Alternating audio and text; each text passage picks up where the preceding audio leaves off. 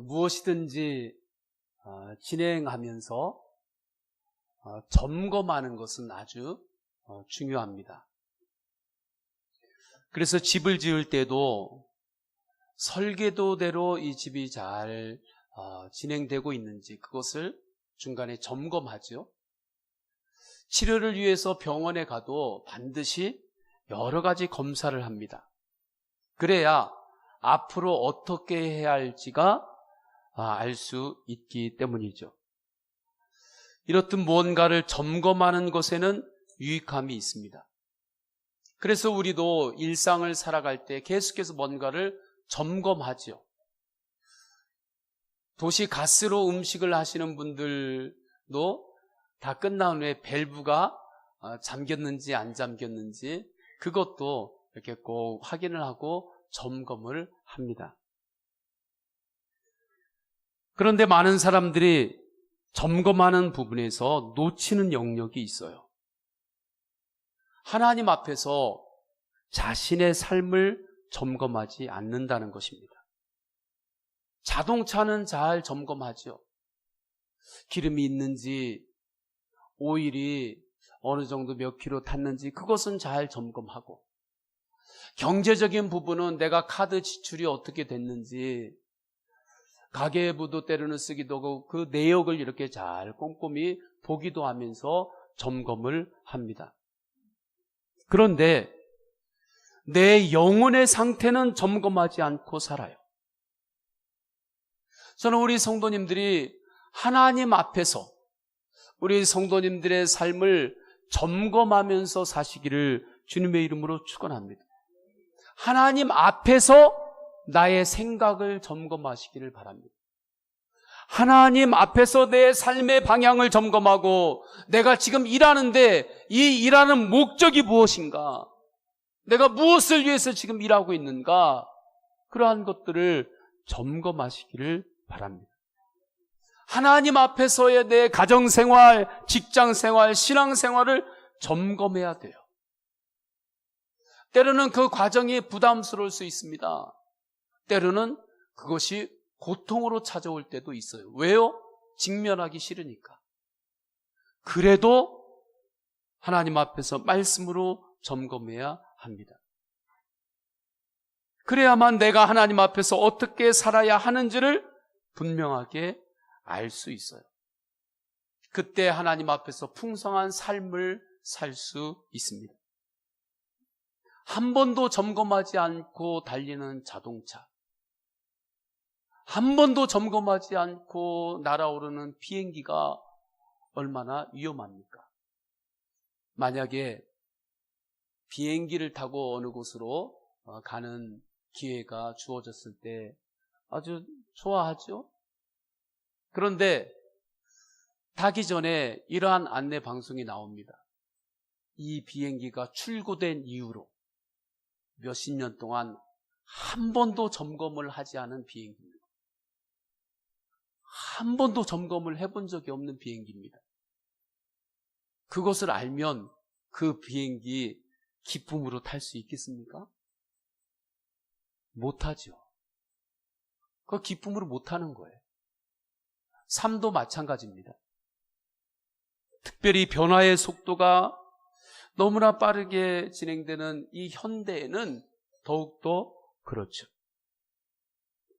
자신의 영적인 상태를 하나님 앞에서 잘 점검함으로 행복하고 풍성한 삶을 살게 된 사람이 있습니다. 그 사람은 헨리 나우엔이라는 분이세요. 그분이 집으로 돌아가는 길이라고 하는 책을 썼는데 그 안에 보면 이러한 내용이 있습니다. 그분은 하버드 대학의 교수이셨습니다. 세계 각국에서 오는 인재들에게 심리학과 신학을 가르쳤어요. 이분은 하버드 대학교를 표현하는데 그곳은 야심이 많은 곳이다, 그렇게 말합니다. 가르치는 이나 학생들이나 모든 것에서 최고가 되기를 원하고 또 정치적으로 힘을 갖기를 원하고 권력을 갖기를 원하고 경제적으로 높은 지위에 오르기를 원하고 그러한 분위기가 그 안에는 가득 차 있다는 거죠. 그곳에만 관심을 가지고 있다는 겁니다. 본인도 그러한 대학의 분위기에 있었기 때문에 뭔가 더 성경한 교수가 되기 위해서 바쁘게 살았습니다. 그것이 전부인 줄 알았습니다. 그게 잘하는 것인 줄 알았습니다. 그런데 행복하지 않습니다. 외로웠습니다. 그러한 가운데 1986년 라루시라고 하는 토론토에 있는 지적 장애인 공동체에 초청을 받아서 가요. 그곳에서 존이라고 하는 지적 장애가 있는 사람을 만납니다. 근데 그분의 특징이 있어요. 그분은 누구나 보면 두 가지 질문을 합니다. 하루에도 몇 번씩 동일한 사람임에도 불구하고 기회만 되면 두 가지 질문을 계속해서 던지는 거예요. 첫 번째 질문은 이것입니다. 집이 어디십니까? 당신의 집은 어디세요? 그리고 이어서 두 번째 질문을 하는데 오늘 밤에 그 집에 계실 겁니까? 이 두 가지 질문을 계속해서 던지는 겁니다. 그러니까 헨리 나우엔 이분도 처음에 그 질문을 들었을 때 좀 놀랐지만 그냥 흘려보냈어요. 그런데 계속해서 만날 때마다 당신의 집은 어디입니까? 오늘 밤에 그 집에 계실 겁니까? 계속 묻는 거예요. 그런데 어느 날 그 질문이 하나님의 음성으로 들렸습니다. 아, 이 질문 가운데 나를 향한 하나님의 마음이 있구나. 집은 어디예요? 했을 때 그 집은 영혼의 집을 말하는 거구나. 하나님과 나와의 관계. 하나님과 나와의 온전한 관계가 있는 곳이 바로 나의 집이구나. 하나님을 떠나서 세상의 다른 것들과 아무리 내가 관계를 잘 맺고 있어도 하나님과의 관계가 끊어져 있으면 나는 아직도 집이 없는 사람이구나. 집은 하나님과의 친밀한 관계다. 그런데 그 집에 오늘 밤에 그 집에 있을 건가요? 또 질문을 하는 거죠. 그것은 무슨 뜻입니까? 오늘 저녁에도 그 하나님과 관계 안에서 하나님과의 친밀함 가운데서 당신은 살고 있겠습니까? 지금 그렇게 살고 있습니까? 그 질문을 하는 거죠. 이 질문을 제가 똑같이 한번 드려볼까요? 우리 성도님들은 지금 하나님과의 친밀한 그 관계, 그 선한 관계 안에서 한 주 동안 사셨습니까? 헨리 나우엔은 이 관계를 점검해 보라고 하는 하나님의 음성을 통해서 자신의 삶을 점검합니다. 그러면서 헨리 나우엔은 자신이 어떻게 살아야 하는지를 알게 되었고 흐릿했던 것들이 분명해졌습니다. 그 이후로 그는 더욱더 가치 있는 삶, 풍성한 삶을 살아요. 세상에 선한 영향력을 끼치는 삶을 삽니다. 하나님 말씀 앞에서 삶을 점검하시면서 사시기를 축원합니다. 한 번도 점검해보지 않은 자동차가 달리는 것처럼 그렇게 사시는 것이 아니라 하나님 앞에서 정말 중요한 나의 영혼을 점검해보고 그리고 또 하루를 사는 거죠. 하나님의 말씀을 평생 동안에 한 번도 듣지 못하고 사는 사람들이 있습니다. 하나님의 말씀 앞에서 자신의 영혼을 한 번도 점검해보지 못하고 돌아보지 못하고 사는 사람들이 있습니다. 말씀을 준비하는데 그러한 분들의 영혼이 너무 불쌍하게 여겨지고 너무 안타까운 마음이 제 마음 안에 들어왔습니다. 정말 그게 너무 안타까웠습니다. 왜 예수님께서 그토록 제자들에게 복음을 전하라고 전도하라고 선교하라고 말씀하셨는지 그 마음을 다시 말씀을 준비할 때 제가 뜨겁게 알게 되었습니다. 사도 바울에게도 이 마음이 있어요. 그래서 그는 하나님의 말씀 복음을 전하지 않고는 견딜 수 없다고 말하죠. 에베소 교회 성도들에게도 하나님 말씀 앞에 서야 된다고, 그래야 가정이, 그래야 인생이 하나님이 주시는 축복을 받으면서 살 수 있다고 사도 바울은 전합니다. 그래서 11절 오늘 본문을 보면 처음에 그러므로 생각하라 이렇게 전하면서 말씀이 시작되죠. 생각해라. 너의 삶을 하나님 앞에서 진지하게 생각해 보아라. 저는 우리 성도님들이 지난 한 주간 동안의 삶을 또 이 시간에 예배드릴 때 하나님 앞에서 진지하게 생각하는 이 시간이 되기를 주님의 이름으로 축원합니다. 사도 바울은 왜 말씀 앞에서 자신의 삶을 점검하라고 이렇게 뜨겁게 외치고 있느냐면, 그는 주님의 말씀으로, 예수님과 만남으로 삶이 변화된 체험이 있기 때문입니다. 사도 바울이 부활하신 예수님을 만나기 전까지 야망으로 살았죠. 천국과 지옥이 있는 것을 모르고 살았습니다. 소망 없이 열심히만 살았습니다. 항상 하나님 없는 내 생각, 하나님 없는 고집으로만 살았습니다. 저는 우리 성도님들이 내 고집으로만 살지 않기를 축원합니다. 내 하나님 없는 내 고집으로만 살면 그 사람 강단 있는 것 같죠? 그러나 마지막 때 하나님 앞에 가면, 하나님 앞에 서면 내 고집으로만 살았던 세월들은 헛되고 헛된 것이 되는 거죠.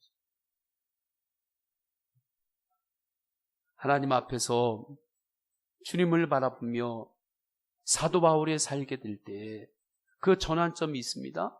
부활하신 예수님을 만난 거예요.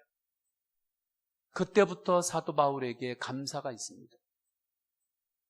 기쁨을 노래합니다.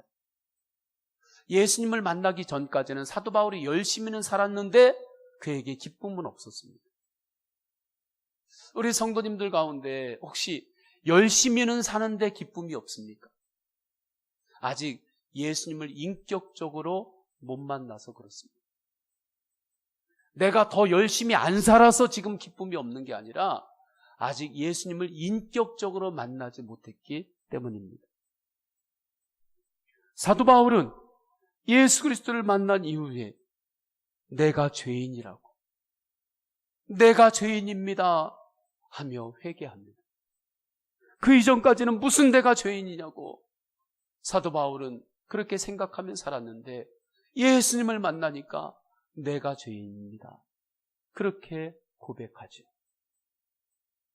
예수 그리스도를 만난 이후에 사도 바울은 이제 내가 어떻게 살아야 하는지가 분명해졌습니다.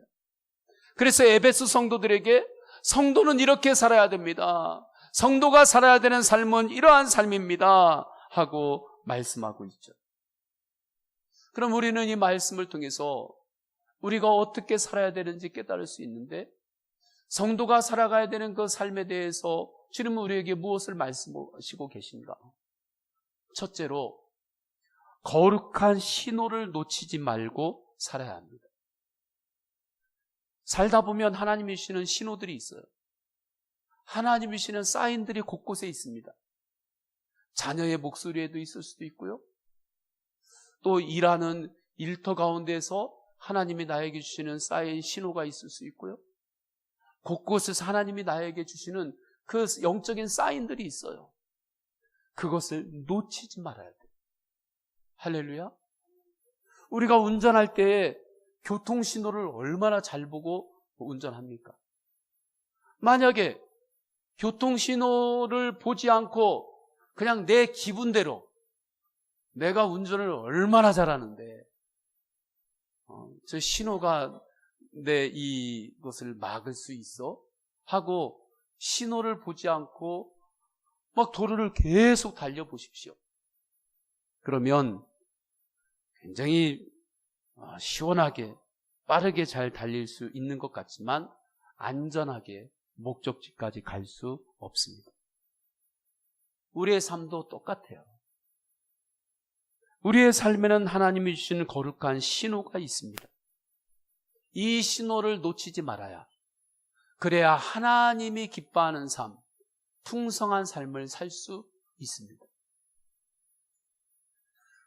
이때 가장 선명한 하나님의 거룩한 신호는 무엇입니까? 십자가입니다.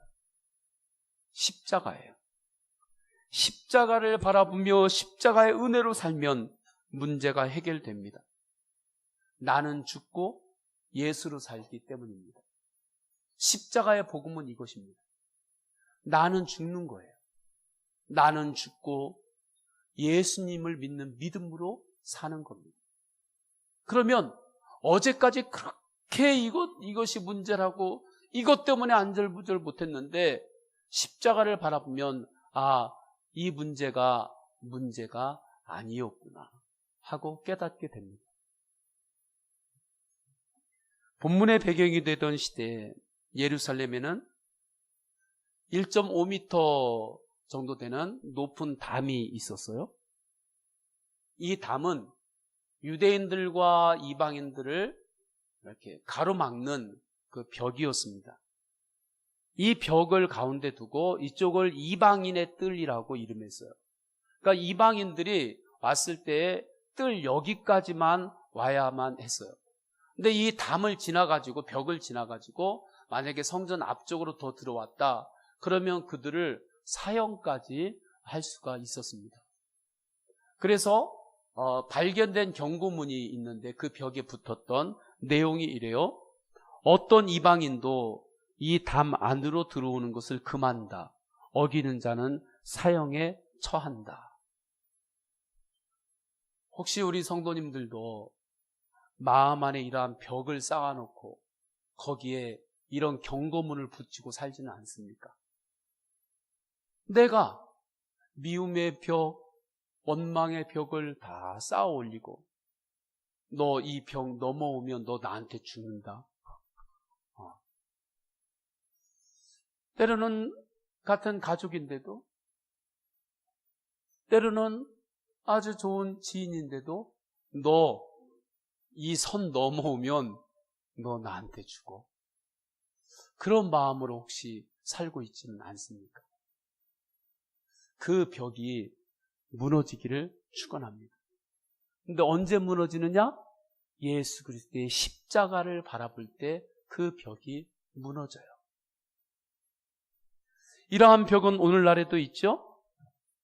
역사적으로는 남한과 북한의 휴전선입니다. 그 벽으로 인해서 가족인데도 평생 보지를 못해요. 이산 가족분들이 계시죠. 신분의 벽이 있고 세대 간의 벽이 있습니다. 마음의 벽이 있어요. 이러한 것들로 인해 가지고 그 갈등이 얼마나 높아지는지 모릅니다. 이러한 견고한 벽이 어떻게 무너질 수 있을까? 오직 복음 안에서 무너집니다.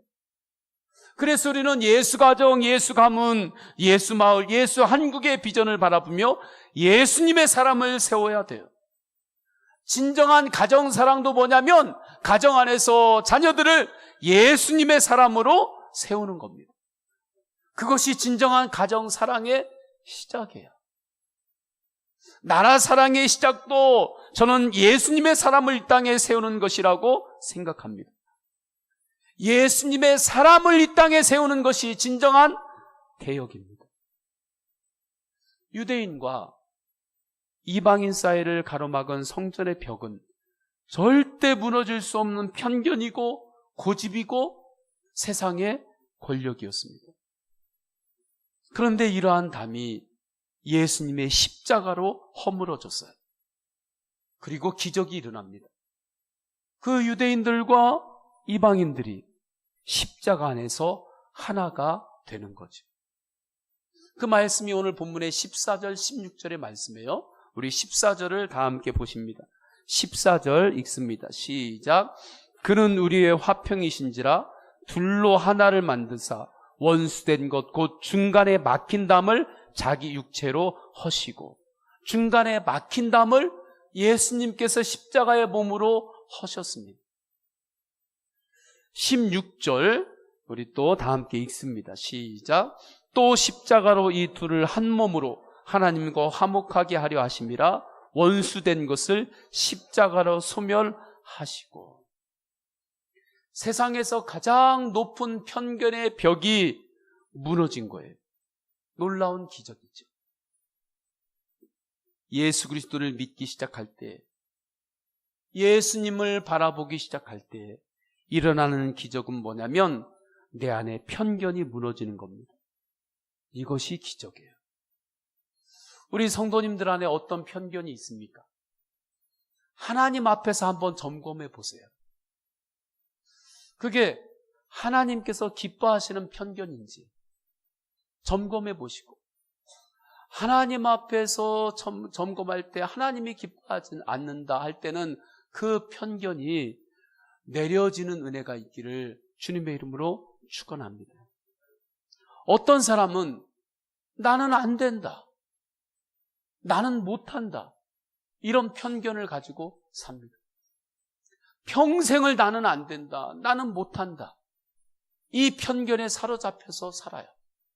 그러나 예수 그리스도의 십자가를 바라보면 나는 할 수 없지만 예수 그리스도의 십자가의 사랑 안에서 주님께서 능력 주시면 내가 할 수 있습니다.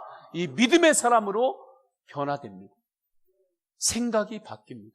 삶의 태도가 바뀝니다. 어떤 사람은 예수님을 안 믿고도 착하게 살면 구원받을 수 있다고 하는 편견을 가지고 있습니다. 잘못된 종교적인 편견이죠. 어떤 이는 천국과 지옥은 없다고 하는 편견을 가지고 있습니다. 그 모든 편견은 예수 그리스도의 십자가를 만날 때 무너집니다. 허물어집니다. 편견의 벽에 갇혀있지 않기를 주님의 이름으로 축원합니다.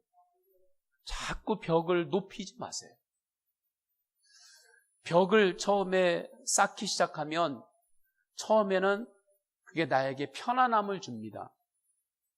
편안함을 줘요. 내가 이렇게 벽을 담을 이렇게 쌓으면 그 벽이 있으니까 너무 편안한 거예요.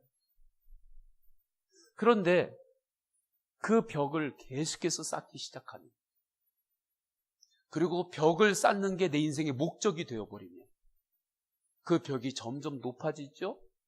어느 순간은 그 벽 때문에 내가 앞으로 나갈 수가 없습니다. 그 벽 때문에 나에게 빛이 들어오지 못합니다. 아무도 모르게 그 벽 안에서 고통스러워합니다. 그때 그 벽을 무너뜨릴 수 있는 분이 누구시냐? 예수 그리스도이십니다. 우리에게 벽이 있어요? 일을 할 때 내가 도저히 넘을 수 없는 벽을 만나기도 하죠. 이때 성도는 어떻게 해야 하는가? 사람 먼저 막 찾아다니지 마시고, 내가 이거 누구한테 전화해야 되지? 전화기 들고 그 이름 이렇게 쭉 검색하면서 이 사람은 되고 아니고, 그것 먼저 하지 마시고 먼저 침묵하십시오. 할렐루야. 뭔가 내 인생의 벽이 느껴질 때 그때 먼저 침묵하세요. 침묵하시고 예수님을 바라보십시오. 그때 주님께서 말씀하십니다. 네가 지금 하는 일에 사랑이 있느냐? 네가 지금 하는 일에 십자가 사랑이 있느냐? 그렇게 견디기 힘든가? 내가 정말 십자가의 사랑으로 인내하고 있느냐? 두려워하지 말고 외로워하지 말고 지금 너와 함께하고 있는 나를 바라보아라. 내가 너를 온전케 할 것이다. 자꾸 세상이 너를 온전케 할 것으로 기대하고 그것을 따라가지 말고 나를 바라보아라. 내가 너를 온전케 할 것이다. 히브리서 12장 2절에 믿음의 주요 또 온전하게 하시는 이인 예수를 바라보자. 예수 그리스도를 바라보시기를 축원합니다. 예수님께서 일하십니다. 기분 따라 살지 말고 하나님의 말씀 따라 사시기를 축원합니다. 우리 옆 사람에게 인사할까요? 기분대로 살지 말고 말씀 따라 삽시다.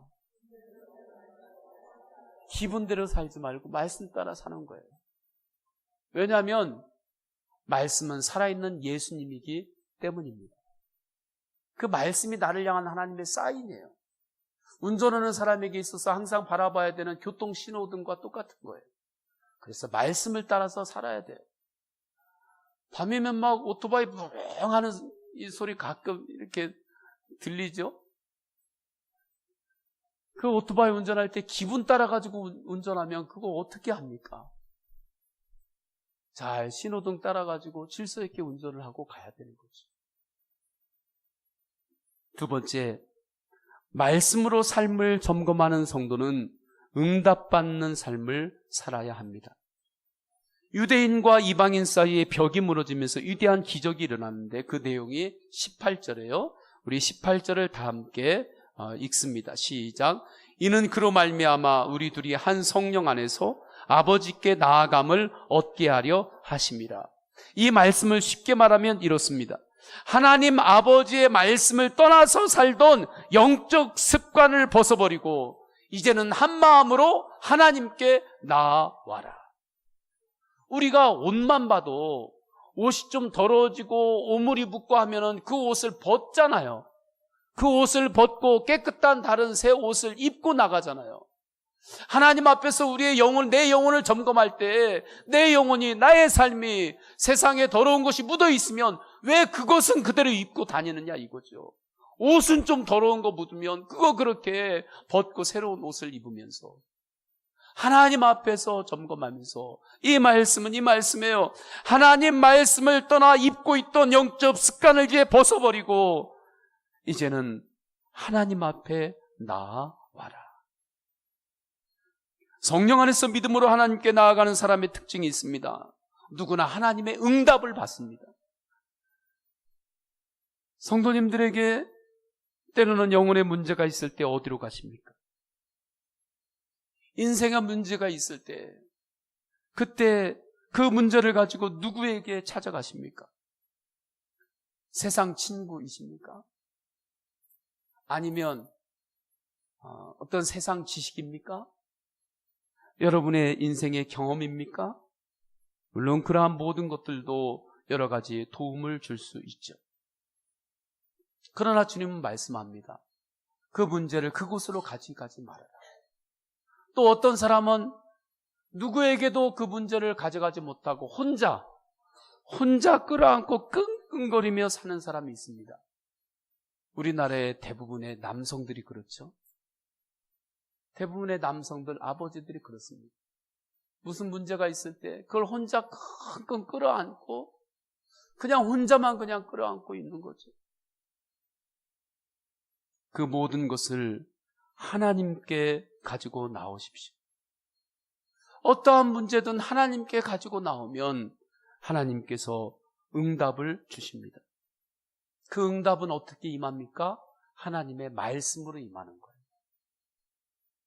성령 안에서 주시는 선한 감동으로 우리에게 임합니다. 누가복음 15장에 아버지 곁을 떠난 탕자의 귀환에 대한 말씀이 나와요. 탕자가 아버지를 떠났습니다. 영적 사춘기와도 비슷해요. 하나님 없이 사는 삶이 더 멋있어 보이고 하나님 없이 사는 삶이 더 재미있어 보이고 더 화려해 보이는 거죠. 그렇게 살고 싶은 거예요. 하나님 안에서 살면 뭔가 좀 자유롭지 못한 것 같고 하나님을 떠나서 사는 것이 뭔가 내 인생에 자유로운 그 새로운 세계를 열 수 있을 것 같은 거죠. 영적 사춘기하고 비슷하죠. 그래서 탕자가 아버지를 떠납니다. 하나님을 떠나서 사니까 처음에 어때요? 좋습니다. 성도님들이 하나님을 떠나서 살게 되면 처음에 어떻게 될까요? 좋아요. 처음에는 그것이 너무 좋아요. 친구들도 더 많아지는 것 같았습니다. 시간도 물질도 이제는 아버지를 위해서 사용할 필요가 없습니다. 왜요? 아버지를 떠났으니까. 아버지를 위해서 시간을 쓰고 물질을 사용하는 것은 아까웠고 낭비라고 생각했습니다. 이제는 모든 것을 내 자신만을 위해서 사용했습니다. 모든 것이 넉넉해지는 것 같았습니다. 그런데 시간이 갈수록 그의 영혼은 생명력을 잃었어요. 결국은 돼지의 쥐업 열매를 먹으면서 살아야 되는 그 상황까지 이르렀습니다. 친구들이 곁을 다 떠났습니다. 좋을 때는 친구였는데 어려움 가운데 있을 때 그 친구들이 다 떠났어요. 탕자는 이때 처음으로 자신의 삶을 진지하게 생각합니다. 자신의 삶을 정직하게 하나님 앞에서 바라봅니다. 저는 우리 성도님들이 예배 드릴 때 하나님 앞에서 나의 삶을, 하나님 앞에서 나의 가정을 한번 진지하게 점검하는 그러한 기회가 있기를 축원합니다. 정직하게 하나님 앞에서 나의 삶을 직면해 보는 거예요. 그때 탕자는 나에게 변화가 필요하다는 사실을 깨닫습니다. 그리고 아버지를 생각하고 다시 아버지에게로 두려운 마음으로 찾아갑니다. 아버지를 만나요. 그때 아버지가 돌아온 탕자를 맞이하는데 그 탕자를 끌어안고 이렇게 말씀합니다. 이는 내 사랑하는 아들이다. 이 말씀이 응답입니다. 너는 내 사랑하는 아들이다. 너는 내 사랑하는 딸이다. 이거면 충분한 거죠. 이 감동을 그림으로 그린 분이 계신데, 렘브란트 화가가, 세계적인 화가가 그린 탕자의 귀환이라고 하는 그림입니다. 그 그림을 한번 보실까요? 그림이 안 뜨나요? 예. 이게 렘브란트 화가가 그린 탕자의 귀환입니다.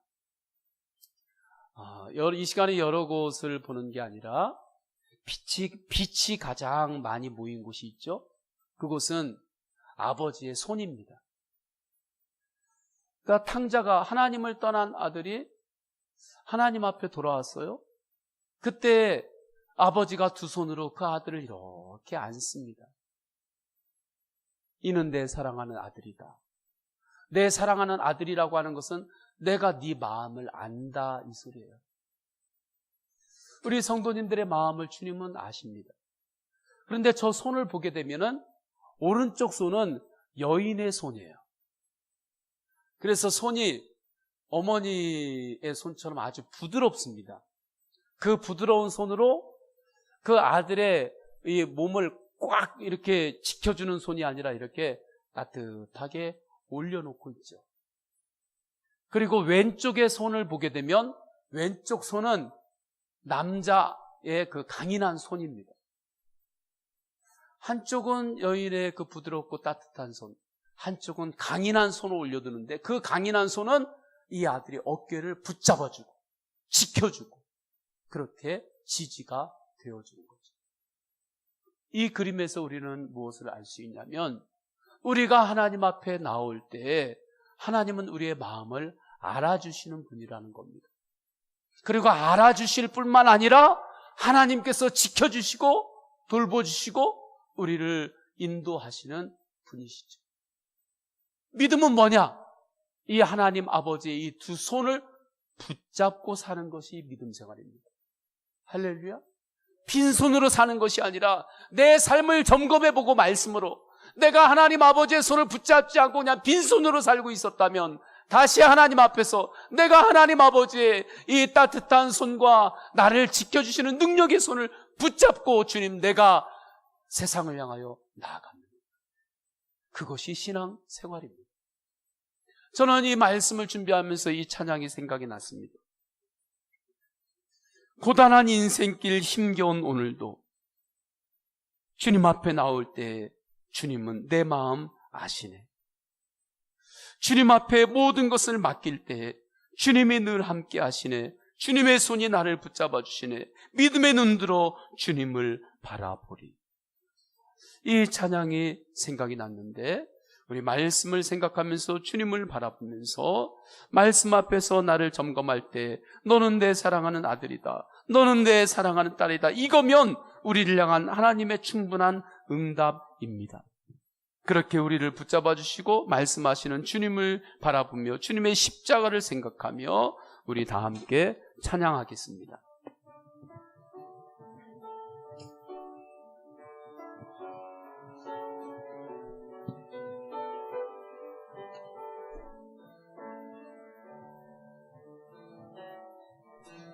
고단한 인생길 힘겨운 고단함과 모든 것들을 주님은 아십니다. 내 마음 아시네. 지나간 아픔도 마주할 세상도 예수 내 마음 아시네. 하루를 살아도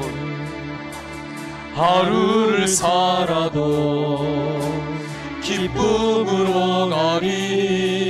예수 늘 함께 하시네. 후회도 염려도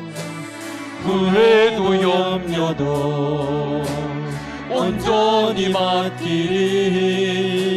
예수 늘 함께 하시네. 믿음의 눈 들어 주님을 바라봅니다. 믿음의 눈 들어 주를 보리.